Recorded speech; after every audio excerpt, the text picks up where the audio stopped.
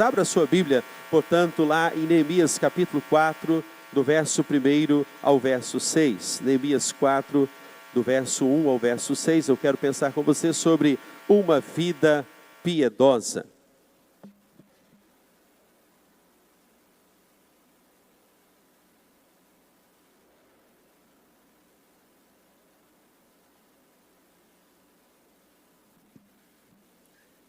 Bem,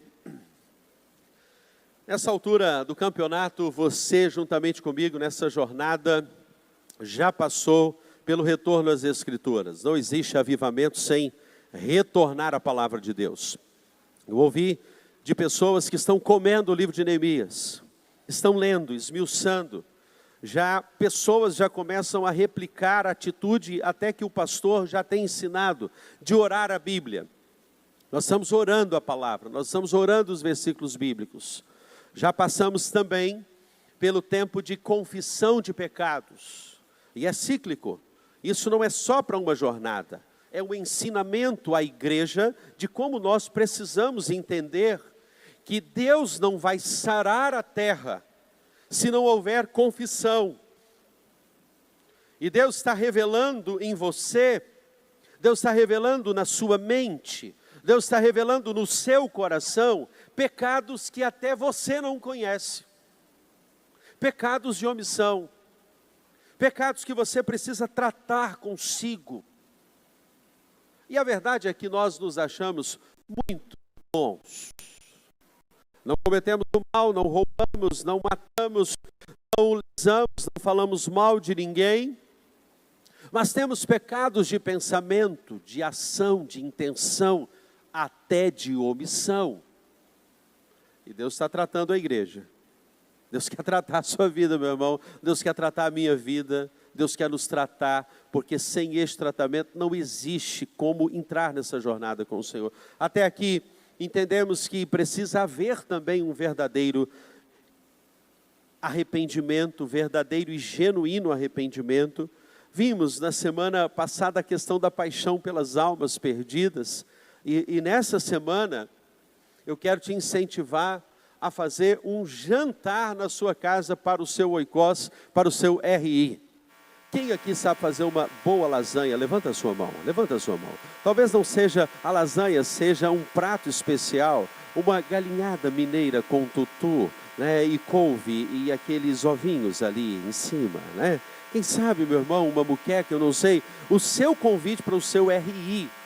Paixão pelas almas perdidas. E hoje nós estamos na quinta etapa dessa jornada, que é uma vida piedosa. Eu quero te convidar, então, a junto comigo abrir aí em Neemias 4.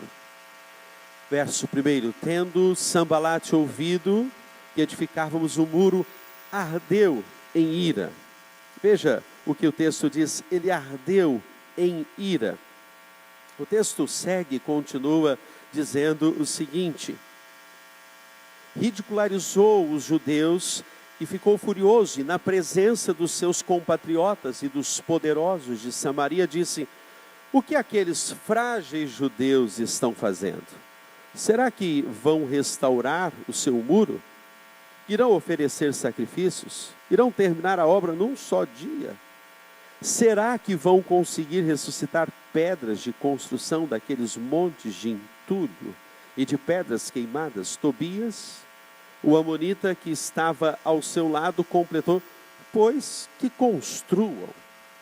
Basta que uma raposa suba lá para que esse muro de pedras desabe. Verso 4.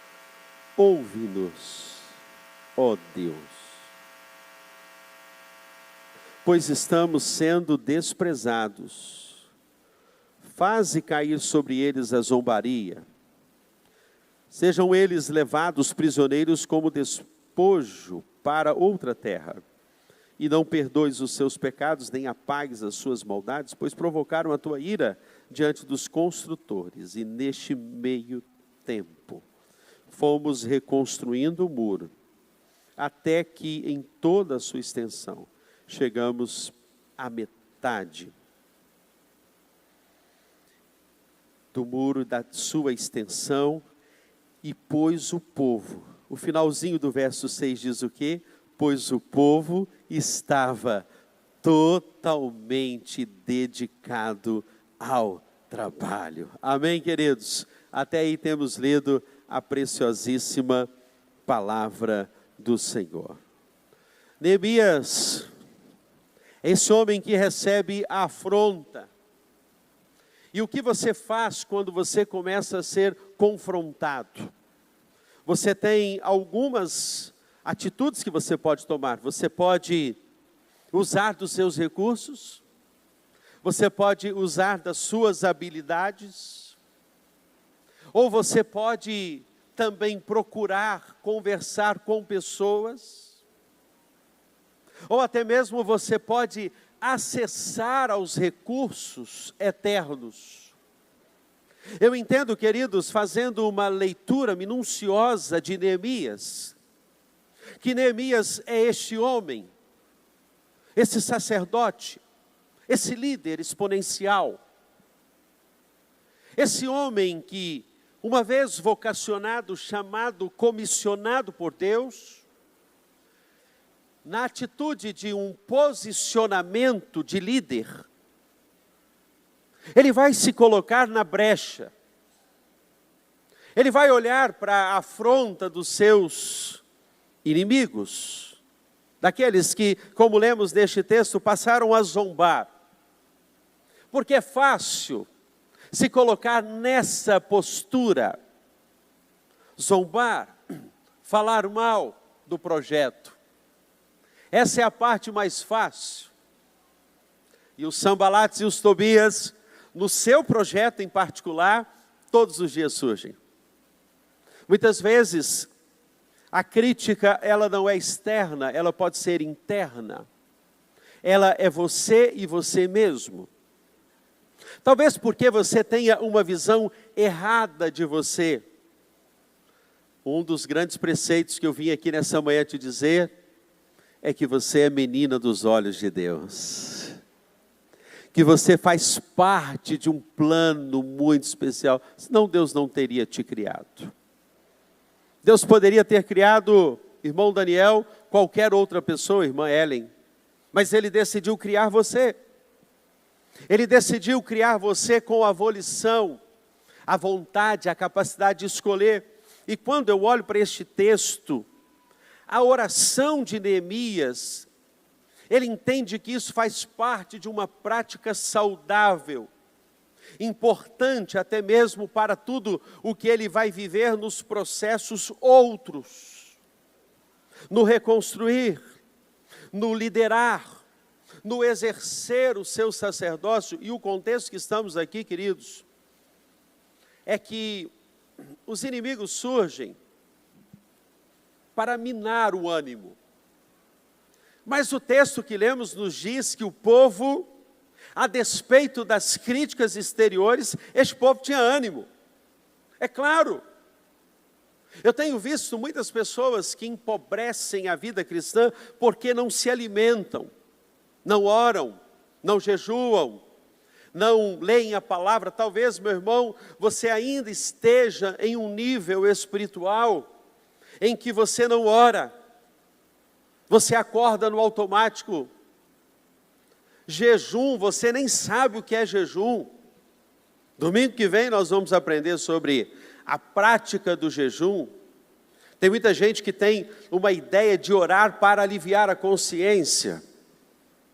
Eu aprendo com Neemias que ele tem uma intimidade com o Pai. Ele tem uma proximidade com o Pai. Ele se torna esse homem íntimo de Deus. E o primeiro princípio que eu quero pensar com você nesta manhã é o princípio da dependência de Deus. Quando você pensa no aspecto da vida piedosa, piedoso é um adjetivo que está relacionado à piedade. Virtude que implica devoção a Deus e que se reflete numa ação motivada pela compaixão e pelo amor. Vida piedosa. E aqui o texto diz no verso 4, então eu orei, ouve-nos, pois estamos sendo ridicularizados.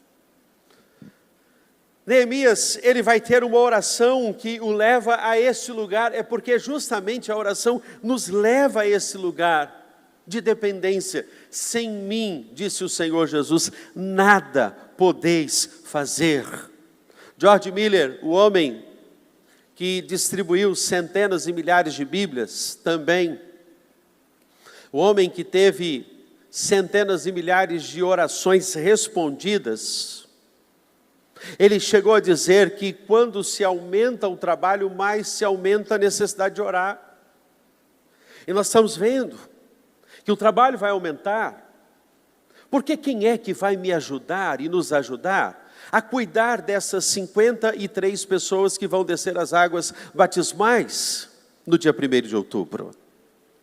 Quem é que vai, uma vez sustentado, alimentado, assistido por Deus, vai me ajudar a cuidar dessas centenas e milhares de pessoas que vão começar a se converter em Jardim Camburi? Quem são estes que o Senhor aqui está chamando para levantar muros? Porque há uma tendência nossa em transferir. Não, eles levantam o muro e a gente fica aqui assistindo. Mas Deus te dotou do Espírito Santo, louvado seja o nome do Senhor. Você tem o Espírito Santo, meu irmão, você tem a palavra da vida, você tem as perfeições divinas na sua existência, e é só compartilhá-las, porque a vida, ela é gerada em você.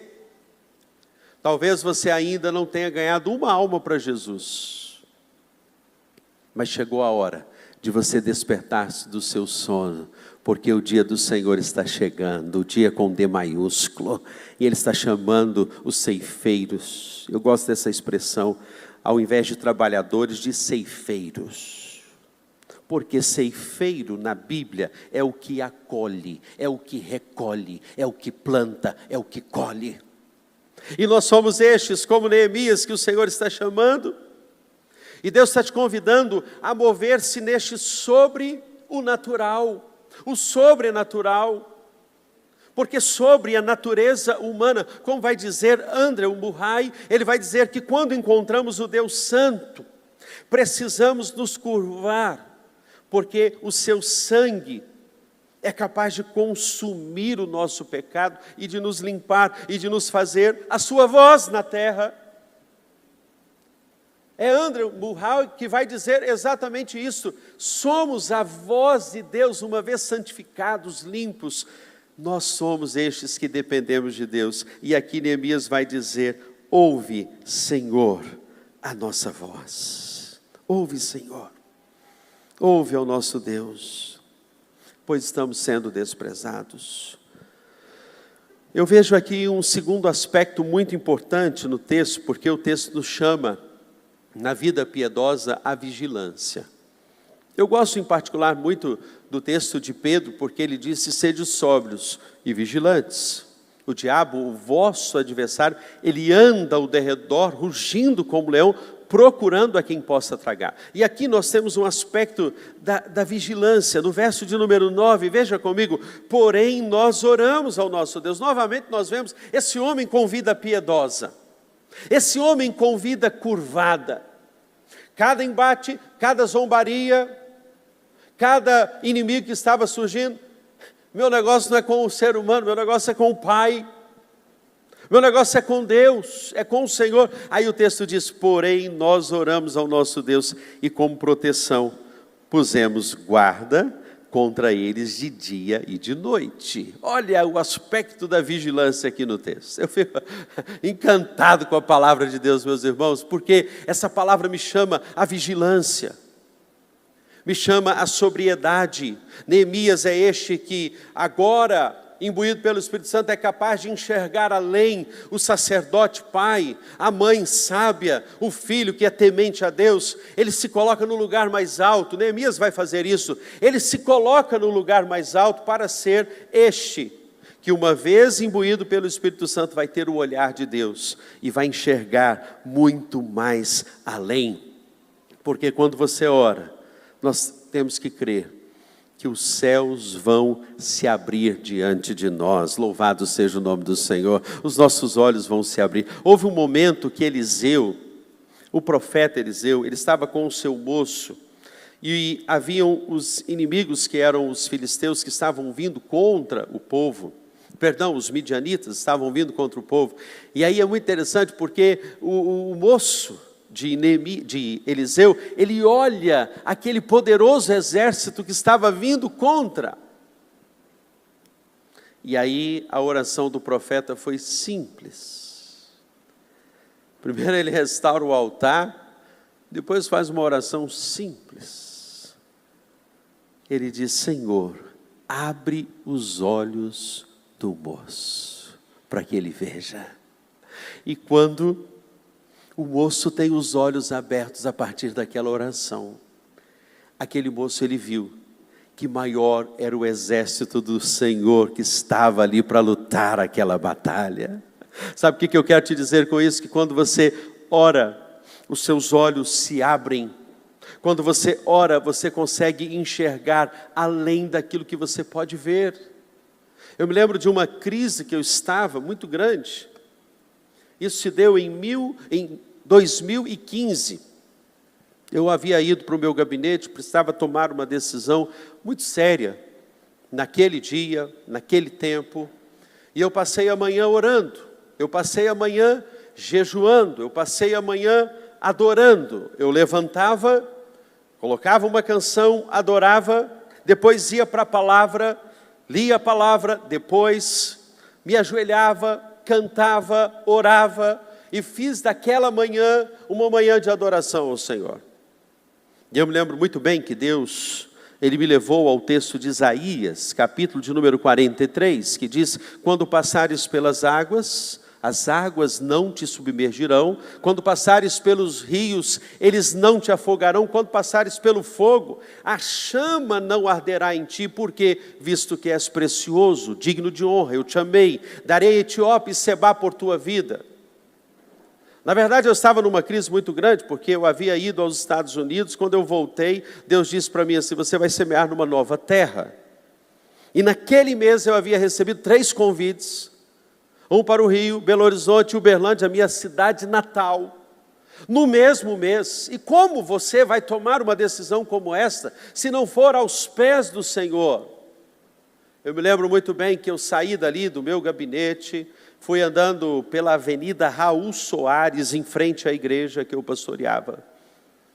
E quando eu olhei, eu vi um carro que vinha velozmente para atravessar. E quando eu olhei, eu vi um casal com uma criança. Eles iam atravessar para o outro lado.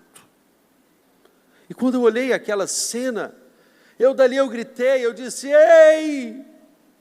O casal assustou com aquele carro que vinha e iria passar em cima deles. Eles deram um salto para trás. Quando eles deram um salto para trás, quase que caíram. O perigo passou. O pai e a mãe se levantaram ali com aquela criança e eles atravessaram para o outro lado da rua, com a criança assim, com os pezinhos no ar. E eu já havia sido tão ministrado naquela manhã. E Deus virou-se para mim e falou assim: você está vendo, Marcos? É assim que eu estou fazendo com a sua vida.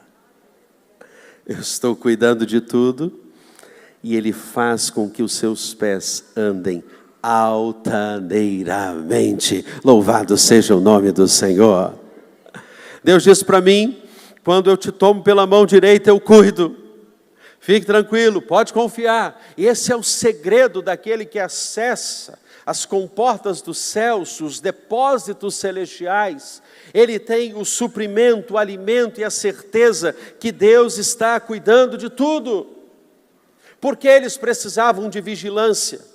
É interessante que o texto então vai nos dizer que eles, naquele momento, enquanto edificavam o muro, eles colocam ali os vigilantes, os homens que vão atuar naquela obra e vão então defender aquela obra. E o texto diz, no verso de número 21, assim trabalhávamos na obra, a metade punhava as lanças desde o raiar do dia até o cair das estrelas. também nesse mesmo tempo disse eu ao povo, cada um com o seu moço, fique em Jerusalém, para que de noite nos sirvam de guardas e de dia trabalhem. Vigilância, porque nós não sabemos orar como convém. Mas Ele sabe qual é a intenção do Espírito, e sabemos que algumas questões só Ele pode resolver. Os homens poderosos não podem resolver as questões do nosso Brasil, que está caótico. As autoridades pelas quais nós vamos orar por elas no dia 24 de setembro agora, elas não podem resolver, mas eu vim aqui para declarar que eu sei que há um que tudo pode e nenhum dos seus planos podem ser frustrados na sua vida. Aqui de Vitória, de Jardim Camburi, do Estado do Espírito Santo e do Brasil também. Ele é o Senhor da história. Quando o Senhor nos dá certeza que podemos orar e que Ele nos ouve, Ele virá e vai sarar a nossa terra. Deus tem promessas para curar a sua terra. Aquilo que está doente na sua casa, na sua família, vigilância, dependência. Mas em terceiro lugar, também precisamos entender que é uma preparação para a batalha. O texto nos diz, no verso de número 20, a Bíblia diz, em Neemias 4, verso 20, no lugar em que ouvirdes o som da trombeta, para ali correrei e terei convosco o nosso Deus, verso de número 20. O nosso Deus, pelejará por nós. Eu fico encantado com a palavra de Deus, meu irmão. Eu não sei como está a sua fome pelas Escrituras, mas a palavra que eu leio nessa manhã diz que o meu Deus vai pelejar por mim.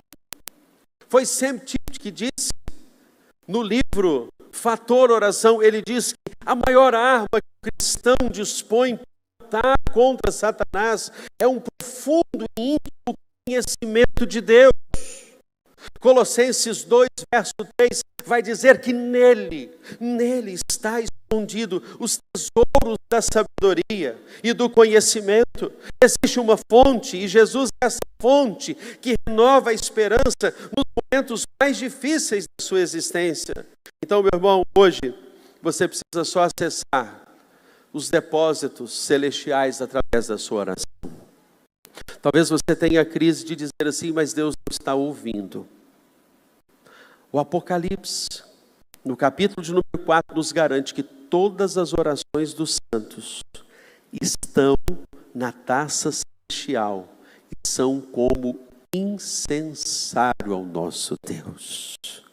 Deus, nessa manhã, está te chamando à dependência. Deus está te chamando à vigilância. Mas Deus está te chamando ao preparo para uma batalha. Porque quando você orar, as muralhas do inimigo vão cair. As suas muralhas vão se erguer, porque estamos erguendo o muro que nos protege. E nós vamos vencer essa batalha no nome do Senhor Jesus. Creia, ore, busque, jejue, interceda, leia a Bíblia. Mas eu não consigo ler um capítulo inteiro. Leia metade de um capítulo, leia poucos versículos, a conta gotas bíblicas, mas não deixe de se encher da palavra, porque na hora que o Senhor te pedir, você vai estar preparado para a batalha, porque a Bíblia diz lá em Efésios 6:10, nos diz que nós devemos estar preparados, imbuídos, orando em todo o tempo no Espírito, e também empunhando a espada do Espírito, o escudo da fé, a couraça da justiça, o cinturão da verdade, o capacete da salvação, também calçando os pés com a preparação do Evangelho. E aí vai dizer que nós precisamos estar bem imbuídos para dar razão da nossa esperança. É a palavra que vai garantir para você e para mim que nós seremos vitoriosos contra os nossos inimigos. Quando você ora, você crê no poder da oração, meu irmão? Quando você ora, Deus trabalha por você, por aqueles que nele esperam. Estava lendo a história do Scott Lee, um homem no Canadá que era um construtor de igrejas. Ele era um plantador de igrejas. E o americano que o ajudava a plantar igrejas, a colocar os telhados, a levantar os tijolos, os muros, para que ele pudesse ter tabernáculos de adoração, igrejas lá no Canadá, passou por uma grande crise financeira. E ele então estava numa crise, sem saber como ele poderia sustentar agora os compromissos de continuar plantando igrejas. Ele então vai para o seu quarto secreto. Scott Lee vai para o quarto secreto. E quando você vai para o quarto secreto, meu irmão, ali o teu pai que te vê, ele nem se importa com o que você vai falar. O teu pai que te vê, ele te recompensará. Ele vai para o quarto secreto e começa a orar. Você crê no sobrenatural de Deus? Ele ora ao Pai e Deus vira-se para ele e diz assim: gatilho silencioso.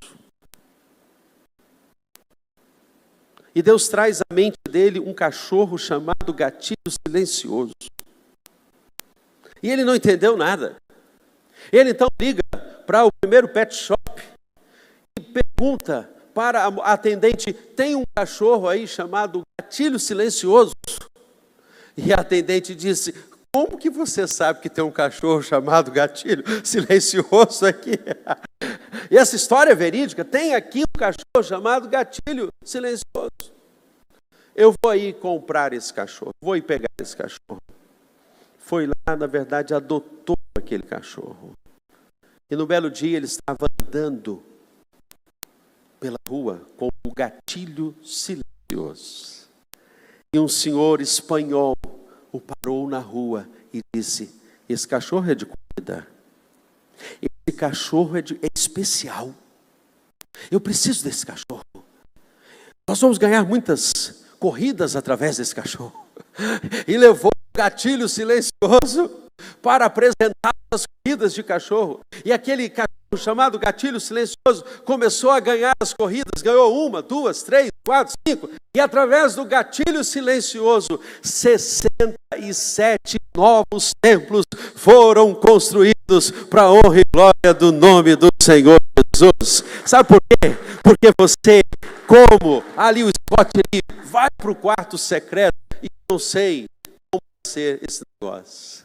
Mas quando eu vou para o meu quarto secreto, e quando você vai para o quarto secreto, Deus, ele move céus e terra para que a obra dele aconteça. Se coloque de pé, nós vamos orar ao nosso Deus. Que coisa linda saber que você que está angustiado, está triste. Eu não sei como você chegou aqui nessa manhã, mas eu sei como você pode sair. Você pode sair dependente de Deus. Você pode sair vigilante em Deus. Você pode sair daqui preparado para a sua batalha. Pai, nesta manhã nós estamos aqui. E o nosso coração, Pai, se volta para Ti. Se volta para a cruz. Se volta para Cristo, o autor, o consumador da nossa fé. E nessa manhã somos renovados no ânimo, renovados na alegria, renovados na paz, renovados no ânimo, porque o povo tinha ânimo para trabalhar.